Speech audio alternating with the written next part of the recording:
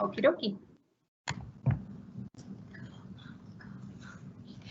Good evening, and thank you everyone for joining us this evening for our Wellness Masterclass, presented by Rachel Mador-House, Certified Genetic Counselor with Ironwood. This evening, she will be presenting on consumer-initiated genetic counseling. Rachel will be taking questions during a brief Q&A after her presentation, so please feel free to ask questions in the message section meanwhile. Please join me in welcoming Rachel. Rachel? Thank you so much, Sierra. I appreciate that. So yeah, my name is Rachel Mador-House. I'm a certified genetic counselor. I've been with Ironwood Cancer and Research Centers for just over a year now. And before that, I was working in the public health sector in the newborn screening department. And today I'm going to be talking to you about what you can and cannot find out from a genetic test that you can order for yourself. So with that, there are a lot of tests out there that you can order for yourself. Some of these tests can give you information about your ancestry. Some of these tests can give you information about your health or certain health conditions. Some are even really fun and can give you information about like your wine palate or your palate and what wines might be best suited to your tastes. And we can even get tests that help us figure out what mix our furry friends or furry animals in our households are, dogs and cats. So there are a lot of options out there. And what I'd like to do with you today is sort of talk through some of the genetic tests out there that you can order for yourself, some of the information that you can get, and just some things to keep in mind if you're thinking about moving forward with any of these kinds of tests.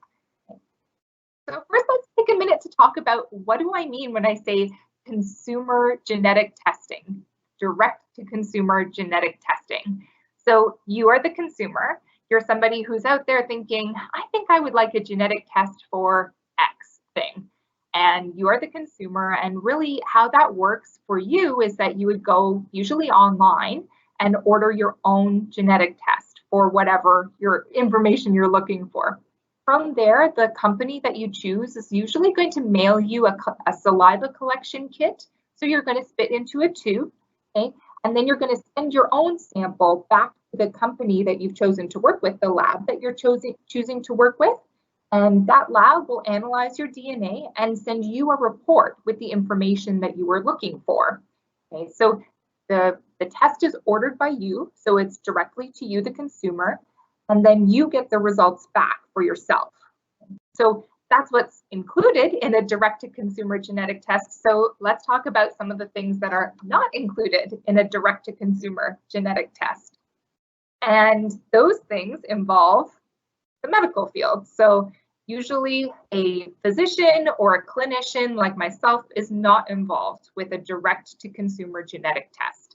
Okay, so there is not a doctor or a healthcare provider ordering your genetic test for you, and those results don't go to a doctor or a healthcare provider at the end of your testing.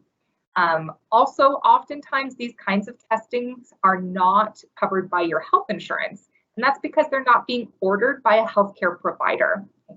This information also that you get back from these kinds of genetic tests, so that report that you get back, it can't be used to make a diagnosis. And that's because it's not a clinical genetic test. It's a test that you can order for yourself, but a clinician can't use that information to diagnose you with anything. So with that in mind, let's talk about some of the kinds of direct-to-consumer genetic tests that are out there for you to explore. So the whole field started with ancestry testing. So the direct-to-consumer genetic testing field started with ancestry testing. This is where you can learn about where your ancestors came from. You can also find out, what regions of the world your ancestors might be from, and you can even find unknown relatives from this kind of testing. Okay. Again, this testing is unlikely to be covered through your health insurance and usually costs somewhere between $75 to $150. Depends on what company you're using or the time of year. There are often sales around the holidays, for example, and results are ready fairly quickly, usually within a few weeks. Okay. But there are some things that you just need to keep in mind if you're thinking about this kind of testing. One of those things happens to be you might get some results you're not expecting. Okay, so if we look at this cartoon we have here, we have our little Irish leprechaun down there under the rainbow with his pot of gold. And he's there saying, hey, wait, you're telling me I'm not Irish? So this kind of testing can bring up a lot of questions about what ethnicity and race mean to you. Okay? So if you're raised thinking your ancestry is Irish and you celebrate Irish holidays, you eat and drink Irish foods and beverages, and you're told you're actually biologically not one bit Irish through your ancestry, that can make you feel certain things, and it can be really confusing. Okay, so it brings up the question of what is ancestry and what is your identity, and is it how you're raised and the community that you participate in, or is it based on your biology? So it can be kind of confusing for people with strong connections to their ancestry to get results from this kind of test that dispute that ancestry, so go against it. So it can be also confusing for people who are adopted. They might have a sense of ancestry and community and biology and family that's a little different. So those are just sort of scenarios to keep in mind if you're thinking about getting an ancestry direct-to-consumer test. Okay. Another thing that you should probably think about is that ancestry genetic testing can also give you information about your family that you're not expecting. So you can get some surprise family information from this kind of genetic testing. So Ancestry can sometimes find relatives that you might not know about, and some people might find branches of their family tree that they've been trying to track down, and it might be exciting to get that information. But sometimes I've seen families that found out about an unknown relative and it hasn't always been a positive experience. So one of my patients, for example, found out that she had 2 half siblings that she was unaware of, and she found that information quite painful. Another of my patients found out that she was adopted through doing this ancestry testing. And she found out that her parents that had raised her had not told her that they were not her biological parents. But the flip side is one of my patients found out that he had 2 half sisters through this ancestry testing, and he actually was very excited to get this information because he grew up thinking that he was an only child, and he was very excited to find out about these 2 half sisters. And actually those sisters were able to tell him about a health condition that was going through their family, so he was actually able to change his healthcare because of finding those relatives. So just something to keep in mind if you're thinking about doing this kind of testing is that sometimes you might get information that you're not expecting. It's not necessarily good or bad. It's just for you to be aware of that can come up. So there are other kinds of genetic tests that you can order for yourself. And one of those kinds is this ancestry testing. And another kind has to do with your healthcare. So there is direct-to-consumer genetic testing for healthcare, and it can give you information about certain heart conditions or hereditary risks for cancer, so risks that are passing through the generations of the family. It can also help you get information about carrier screening, which is looking for conditions that might be invisible until a baby is born at risk for that condition. So these results are usually used to be a little more proactive about your healthcare. So it's information that you can use to help impact your care. And again, usually not covered by health insurance if you're ordering that test for yourself. Okay. Cost somewhere between $70 to $350. Again, just depends on which company you're using, what kind of information you're wanting to get, and the time of year. Again, results are ready fairly quickly within a few weeks, but again, you need to be careful. So let's go over some of the things that you should think about if you're thinking about getting a genetic test for yourself related to your health. So first things first, there are a lot of tests out there, and there are a lot of tests that are trying to sell you on getting genetic information for your healthcare. And unfortunately, a lot of them are scams, and they're not going to give you good information, and it can be really hard to know what's real. Studies suggest that up to 40% of results from direct-to-consumer testing, so the kind of testing that you order for yourself, can be false positive or false negative, meaning when you get that report in front of you, close to a flip of a coin if that result is going to be right. Okay, so that's not good enough for you, right? We don't want that for you. That's not good information, and it's certainly not good enough to make any kind of changes to your medical care, right? So let's talk about what we need to think about so that we can avoid you from getting some kind of result that isn't going to be helpful. So first, let's take a minute to think about why you want that information, okay? So if you're thinking about getting a genetic test related to your health, take a moment to think about, why do you want this information? Would you change your lifestyle? Would you change your medical care based on these kinds of results? Would you do anything differently? And then could you do any of those things now? So could you make some of those changes now? And what I mean by that is that our genetics give us information about our health and our overall well-being, but they're not the only thing that goes into our health, our healthiness, and our well-being. So your health is dictated by three main factors. There are genes, our lifestyle, and our environment. And these three factors come together to impact your health and well-being. So our genetics only plays part of the role in your health. So if you're thinking about how you might reduce your risk for certain health conditions, you could consider trying to modify those factors, those lifestyle and environmental factors. I mean, there's no way to modify your genetics at this moment, but there are actions you can take to improve the health of your lifestyle and your environment. So for example, here at Ironwood Cancer and Research Centers, we have supportive services to help bolster your health in those factors. Things like dietitian services, social work services. We have an integrative oncologist who can work with you, and activities to help bolster your health, such as yoga, Tai Chi, mindfulness, as well as others. So if you're considering pursuing genetic testing for medical information, perhaps you could just take a second to think about what lifestyle and environmental changes you could make right now that might help impact your health as well.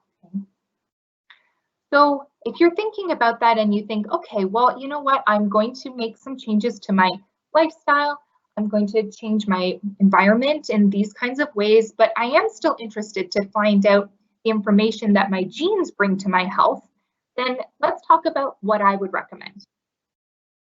Okay, first, think about, why do you want that information? Have you been struggling yourself personally with some kind of health condition and you just think that maybe there's some kind of genetic component to it? Or you think to yourself, goodness, there is quite a bit of this disease going through my family. I wonder if there could be some kind of genetic risk passing through the family and if I'm at risk for that. If you're worried about these things, a personal or a family history of some kind of disease, that's probably a good thing to bring up, a good concern to bring up to your family doctor or some other healthcare provider.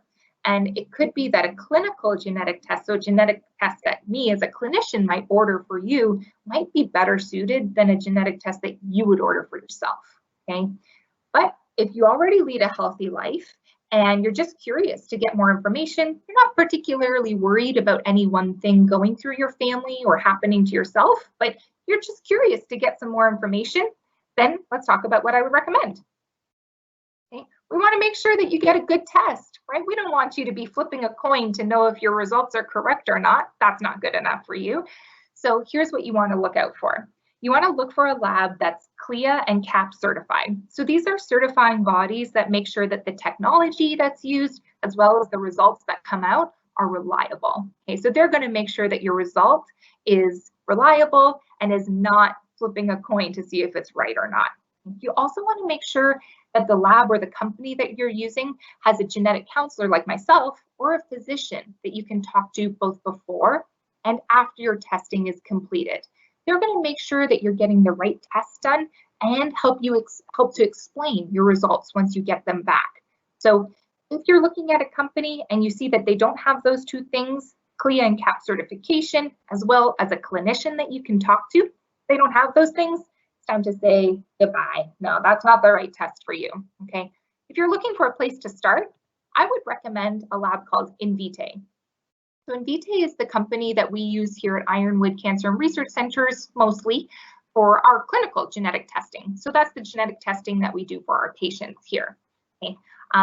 It looks at risk factors for cancer going through a family, as well as cardiovascular risk factors, so diseases of the heart. It doesn't look for everything, but it looks for a lot. And it's a medical grade test, so it's both CLIA and CAP certified, and you can always talk to a genetic counselor like myself or another healthcare provider both before and after your testing is complete. Your results are ready in a few weeks, and it usually costs somewhere between $250 and $350, just depending on how much you want to know. Okay. So that's what I would recommend if you're considering a medical kind of test. And of course, you should always talk to your healthcare provider if there's some other field that you're looking at getting a medical test to sort of figure out for yourself. So let's talk about some fun tests now. So another kind of direct-to-consumer genetic test that you can do is actually not for you. It's for your furry friends. So there is testing out there that's basically like human ancestry testing, where you can find out what mix went into making your dog or your cat. And this kind of genetic testing will tell you what breeds went into making your dog, and what kind of activities your dog might enjoy based on those breeds, and just give you a breakdown of where your dog might have come from. So I know that my husband's talking about doing that for our dog because he's a rescue, and we're not exactly sure what kind of mix he is. So maybe that will be in my future too. I'll let you know how it goes. Another kind of genetic test that you can order has to do with the fact that our DNA helps our body grow and develop into what we are today. So our DNA dictates the taste receptors on our tongue. It's the reason that some people will eat cilantro and they'll taste a really fresh herb flavor, and then other people will taste cilantro and they'll describe it as tasting like soap or chemicals. Doesn't sound very appealing. Those are two very different kinds of taste for the same kind of herb. So why would that be? Well, that's dictated by our DNA. So our DNA tells our tongue how to taste food. And there's a company that's used that to check your DNA and say, okay, well, your tongue was probably built like this and tastes things like this. So you're probably going to be more inclined to enjoy these kinds of wines versus those kinds of wines. So there is testing out there that can use your DNA to help you figure out your palate and both what foods and what wines you might enjoy more than others. Another kind of genetic testing that can be done involves the link between your DNA and certain kinds of dietary sensitivities and allergies. So our genetics can also help us figure out if we might be at risk for developing lactose intolerance, for example, as we can see an example here. That being said, for our body, how it processes food, there's a lot more that goes into that than just our genetics. Okay, so our gut microbiome, our little friends in our gut that help us break down food, also plays a huge role, as well as our preferences. So just our taste buds, what we enjoy or don't enjoy or eat more or less of, and what we were fed as children or even before as babies. Okay, so there's a lot that goes into any kind of sensitivities or allergies that can happen as we grow up. So I actually probably wouldn't recommend this kind of genetic testing. Okay, I think it's probably not very reliable.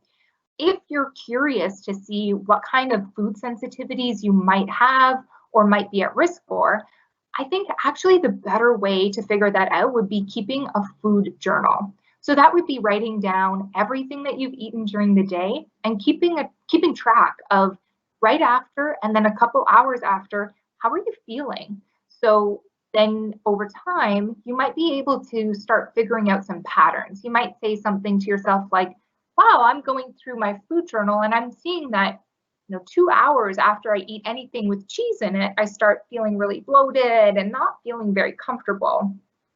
And then also, every time I have a salad for lunch, I don't get that energy dip in the afternoon. That's interesting. So it might be that a food journal is actually a better way to keep track of what's feeling good in your body and what's not feeling so good in your body. So I don't really think that this kind of genetic testing is very useful for very many people. I think probably just paying attention to your body and keeping track is probably a better way to figure that out. Another kind of genetic testing that you can do has to do with the fact that our DNA also helps our muscles and ligaments and bones grow into what they are now. So our DNA helps our bodies know what kinds of muscles we're going to have, how flexible or inflexible we're going to be, how strong or how weak we can get. And of course, it's not the only factor. You know, somebody who lifts weights every day is obviously going to be strong regardless of their DNA. So because of that, there is kind of limited utility to this kind of genetic testing. So it's going to look at your DNA, and from there it's going to tell you, hey, you know, based on your muscle strength or based on the way your muscles are built, you would probably do very well doing long distance running, for example, or maybe you would be better doing strength training. And again, like we mentioned before, there are other factors that go into what activities your body is going to want to do or enjoy doing. And lots of that has to do with preference. So for example, if you got this test done and it told you, hey, you have the muscles required to do long distance running, you might look at that result, like I would look at that result and think, okay, well, I don't really like running very much. So my body might be good at it, but that's not something that's sounding very appealing to me. So I think that preference plays a very big role in this kind of fitness or exercise routine development. So another thing to think about is if you're thinking about trying to get into exercise or bringing fitness more to the forefront of your lifestyle, something to think about is trying multiple different kinds of activities and just seeing really which one you would like to do and which one you can imagine fitting into your lifestyle more. Because you know the recommendation is 30 minutes of exercise a day. So really whatever gets you up and moving and that you enjoy is probably something that you're going to be able to get into the routine of doing daily. So that's what I would recommend. So I think that there's kind of limited utility to this kind of genetic testing. I've known a few performance athletes who have done this kind of testing just to get a sense of what other activities their bodies might be built for that they could use to help in their training and their exercise routine. But other than that, I think that probably just trying to find an activity that you enjoy is probably a good way of moving forward. So with that, let's talk about some of the unexpected implications of genetic testing that you might not be aware of. Okay, so there are laws in place that protect you from discrimination based on these genetics results for the purposes of health insurance as well as employment. Okay? But there is no protection that extends to life insurance. So life insurance can take a look at your genetic testing and consider anything that's found there as a pre-existing condition if you were to get a new life insurance policy. Okay? So something to keep in mind. Also, if you order a genetic test for yourself, so a direct-to-consumer genetic test, that information that comes out of that test is not protected under the same privacy laws as if I was to order a genetic test for you. Okay? So your data that comes from those companies might be shared with other companies or research groups or even law enforcement. So something to keep in mind is that your data isn't protected in the same way if you order a genetic test for yourself as if I or another clinician or healthcare provider was to order a genetic test for you. So with that, I'd like to just summarize here that genetic testing can provide really fun and informative information, but there can be some downsides. And I hope that I've been able to explain some of them and just walk you through some of the things to consider if you're thinking about getting any of these kinds of genetic tests.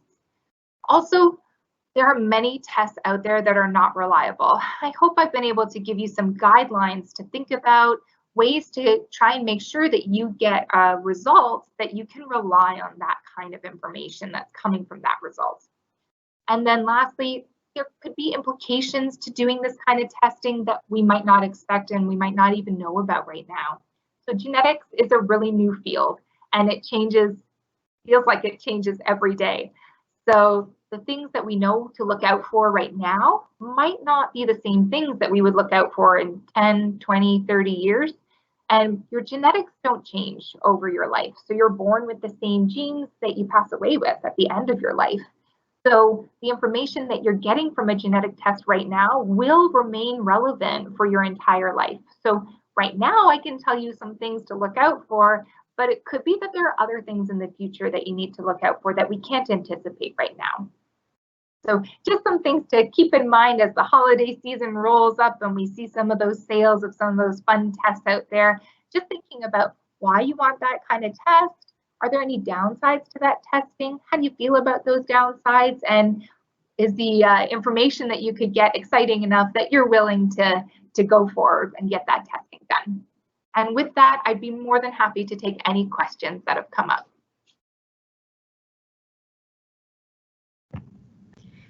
Thank you so much, Rachel. We appreciate you providing us with that very informative presentation. We do have a question here for you.